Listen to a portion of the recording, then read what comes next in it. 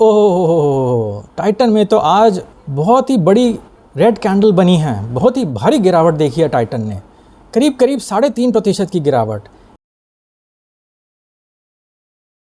नमस्ते दोस्तों, मैं प्रवीण मलिक अपने इस YouTube चैनल पे आपका स्वागत करता हूँ। आज बुधवार का दिन है और बुधवार के दिन बड़े बुधवार में हम दो ऐसे स्टॉक की चर्चा करते हैं जिन्होंने एक बड़ी चाल बनाई। एक ऐसा स्टॉक जिसने काफ़ी बढ़त देखी और दूसरा ऐसा स्टॉक जिसने काफ़ी गिरावट देखी। तो चलिए बिना किसी देरी के, बिना किसी विलंब के लैपटॉप पर चलते हैं और देख लेते हैं आज के टॉप गेनर और टॉप लूज़र को। तो यहाँ पे मैंने मनी कंट्रोल की वेबसाइट खोली हुई है और जल्दी से देख लेते हैं सबसे पहले आज का एडवांस डिक्लाइन रेशियो। तो आज 890 स्टॉक्स ने बढ़त देखी और 1432 स्टॉक्स ने गिरावट देखी। तो आज का एडवांस डिक्लाइन रेशियो अच्छा नहीं रहा, 1:1.5 के करीब रहा। तो चलिए आज का टॉप गेनर और टॉप लूज़र भी देख लेते हैं। तो आज का टॉप गेनर रहा HDFC बैंक, जिसने करीब 3% की बढ़त देखी, और आज का टॉप लूज़र रहा टाइटन कंपनी, जिसने करीब 3.5% की गिरावट देखी। तो चलिए सबसे पहले निफ्टी के चार्ट को देख लेते हैं और देख लेते हैं कि निफ्टी क्या कह रहा है।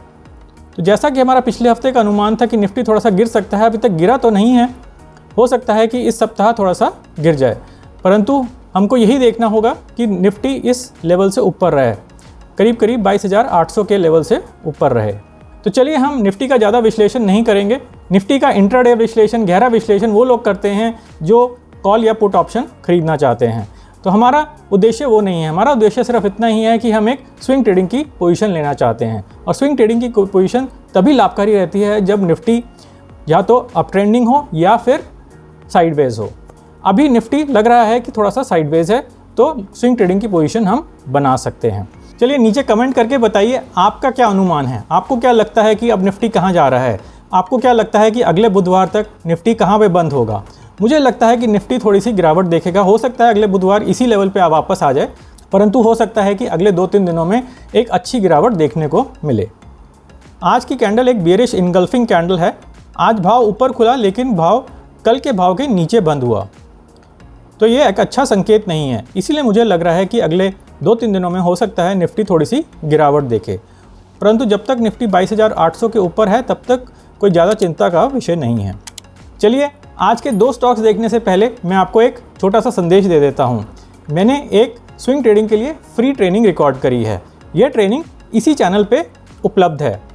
आप इस ट्रेनिंग को देख सकते हैं और स्विंग ट्रेडिंग को सीख सकते हैं। इस ट्रेनिंग का लिंक मैंने ऊपर छोड़ दिया है, आप इसको क्लिक करके पूरी ट्रेनिंग निःशुल्क देख सकते हैं।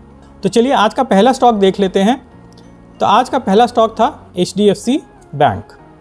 तो HDFC बैंक ने आज करीब 3% की बढ़त देखी।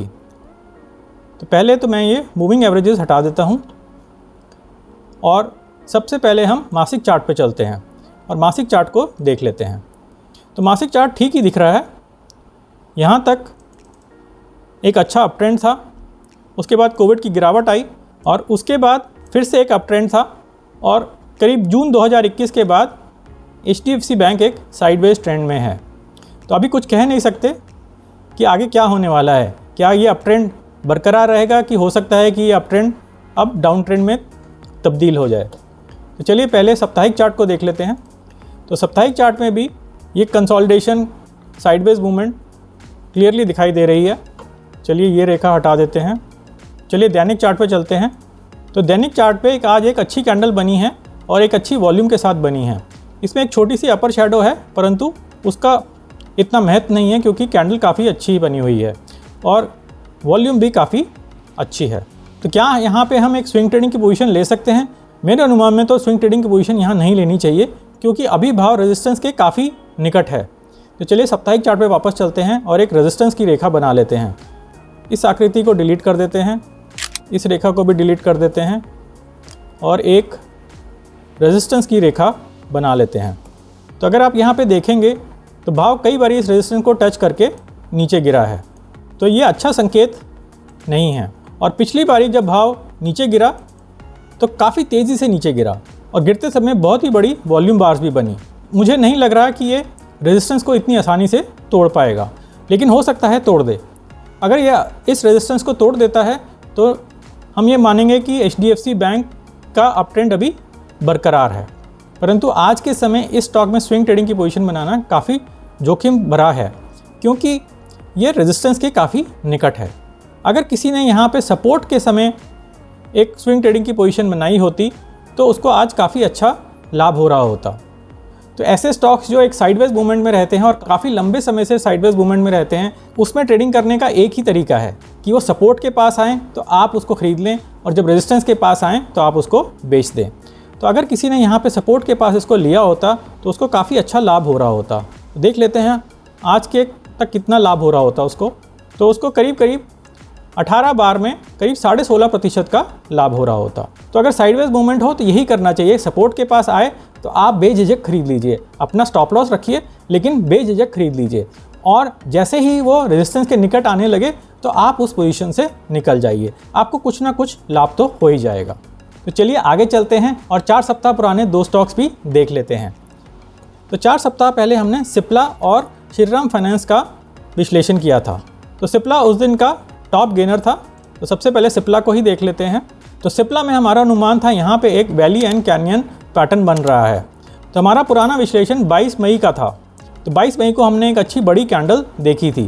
तो हमारा अनुमान था कि यहाँ पे ये एक कैनियन पूरा होगा, उसके बाद एक छोटी सी वैली बनेगी और उसके बाद स्टॉक का भाव ऊपर जा सकता है, और बिल्कुल वैसा ही हुआ। चलिए सबसे पहले देख लेते हैं कि 4 सप्ताह पहले हमने क्या बात करी थी। तो यहाँ पे एक रेजिस्टेंस है, करीब 1513 रुपये 1515 रुपये पे एक रेजिस्टेंस है।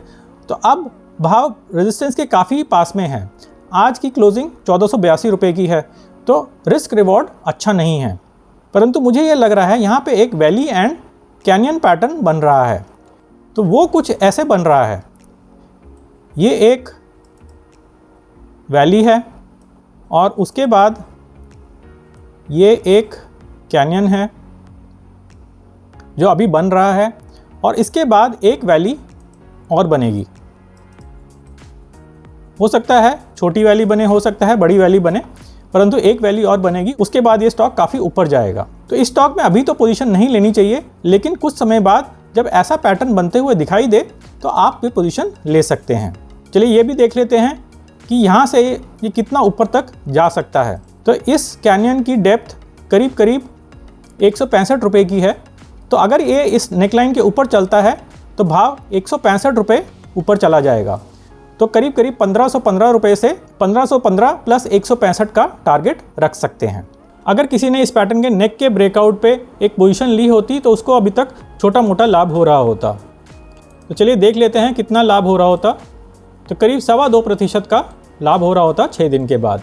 तो अभी ये लाभ तो काफ़ी छोटा है, परंतु मेरा अनुमान है कि भाव अभी काफ़ी ऊपर तक जाएगा। जितना इस कैनियन की डेप्थ है उतना ऊपर तो जाना ही चाहिए। देख लेते हैं कि कैनियन की डेप्थ कितनी है।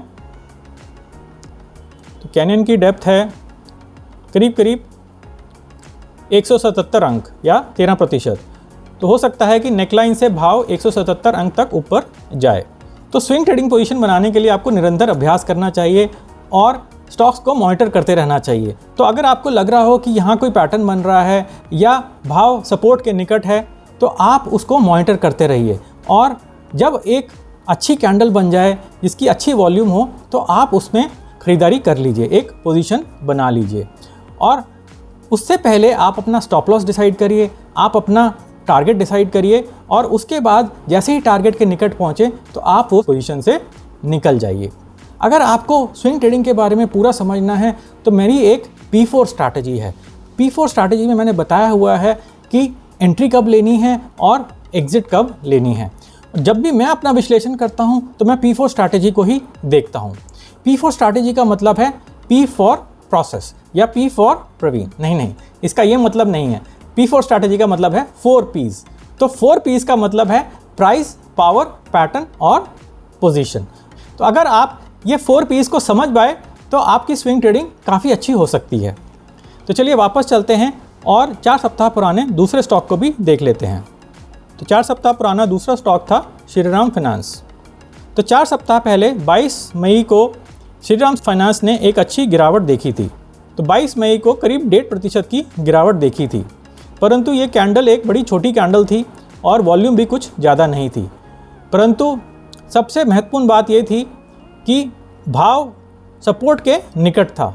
तो अगर किसी ने यहाँ पे पोजीशन बनाई होती तो आज उसको काफ़ी अच्छा लाभ देखने को मिला होता। चलिए सबसे पहले देख लेते हैं कि 4 सप्ताह पहले हमने क्या बात करी थी।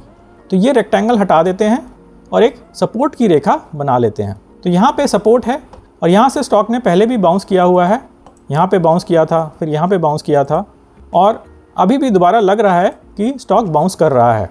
तो चलिए ये आकृतियाँ हटा देते हैं। तो मुझे लग रहा है कि ये 16 मई की कैंडल काफ़ी अच्छी बनी है। ये हाई वॉल्यूम पे बनी है, पिन बार है, सपोर्ट के पास है, तो सब कुछ अच्छा ही है। तो यहाँ पे एक स्विंग ट्रेडिंग की पोजीशन बनाई जा सकती है जिसका टारगेट करीब करीब 2600 रहेगा। तो अगर इसमें कोई अभी निवेश करता है तो उसको करीब करीब 11.5-12% का लाभ हो सकता है। तो 4 सप्ताह पहले का हमारा अनुमान था कि भाव इस रेजिस्टेंस तक तो जाएगा ही। तो अगर किसी ने यहाँ पे निचले स्तर पे एक पोजीशन बनाई होती तो उसको इस रेजिस्टेंस तक काफ़ी लाभ मिल गया होता। तो करीब करीब 10.5% का लाभ मिल गया होता। चलिए इसको हटा देते हैं। तो अब भाव इस रेजिस्टेंस को ब्रेक करके ऊपर चला गया है। तो अभी तो मेरे अनुमान में यहाँ पे एक पोजीशन नहीं बनानी चाहिए क्योंकि भाव काफ़ी ऊपर निकल चुका है। अगर अगले 2-3 दिनों में या 1-2 सप्ताह में भाव थोड़ा सा नीचे आ जाता है और वापस पुल बैक करता है, यहाँ तक आता है और उसके बाद एक अच्छी कैंडल बनती है, एक अच्छी बुलिश ग्रीन कैंडल बनती है, तो यहाँ पे आप एक एंट्री पोजीशन ले सकते हैं। परंतु आज की डेट में तो भाव अपनी रेजिस्टेंस से काफ़ी ऊपर निकल चुका है, इसलिए यहाँ पे पोजीशन लेनी नहीं बनती है। रिस्क रिवॉर्ड अच्छा नहीं रहेगा। तो चलिए मुझे बताइए कि आपको क्या लगता है कि श्रीराम फाइनेंस में आगे क्या हो सकता है। नीचे कमेंट करके अपना विश्लेषण विस्तार पूर्वक लिखिए।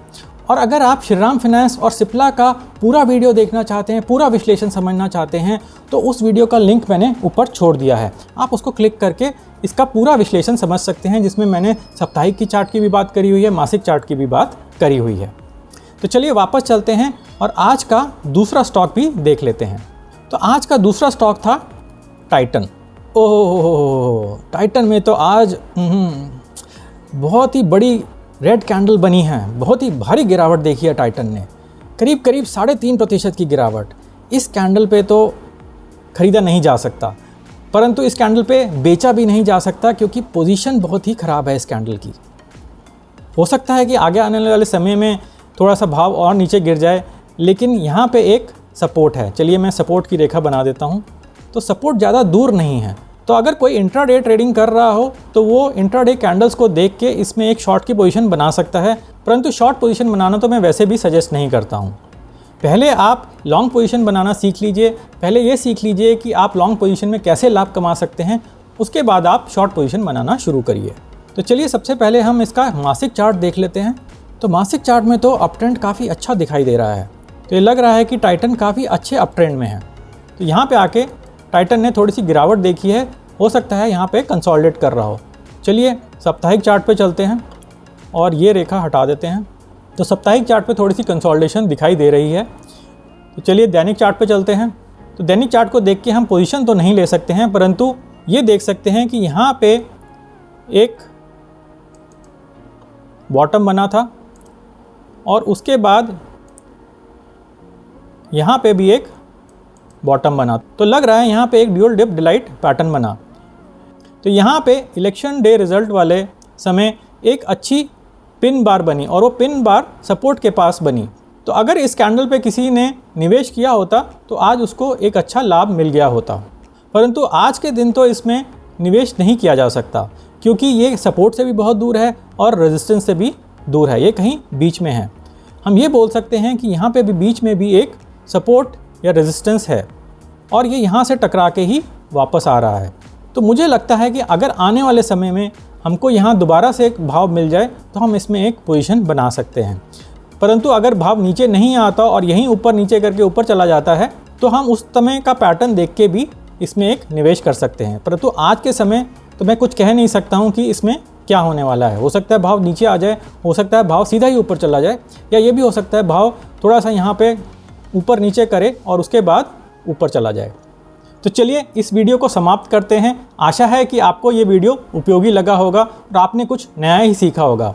परंतु ध्यान रहे, जिन भी स्टॉक्स के हम यहाँ पे विश्लेषण करते हैं उसमें मेरी खरीदने या बेचने की कोई राय नहीं है। हम सिर्फ एक लर्निंग पर्पसेस के लिए इन स्टॉक का विश्लेषण करते हैं। हम रैंडमली उन स्टॉक्स को चुनते हैं जिन्होंने आज एक बड़ी चाल देखी, आज का टॉप गेनर और आज का टॉप लूज़र। तो हम इन स्टॉक्स का विश्लेषण सिर्फ इसलिए करते हैं ताकि हम स्विंग ट्रेडिंग के बारे में सीख सकें। यह वीडियो सिर्फ एक एजुकेशनल पर्पसेस के लिए ही बनाया गया है। तो चलिए अगले बुधवार को हम फिर मिलेंगे 2 नए स्टॉक के साथ। तब तक के लिए नमस्ते और धन्यवाद।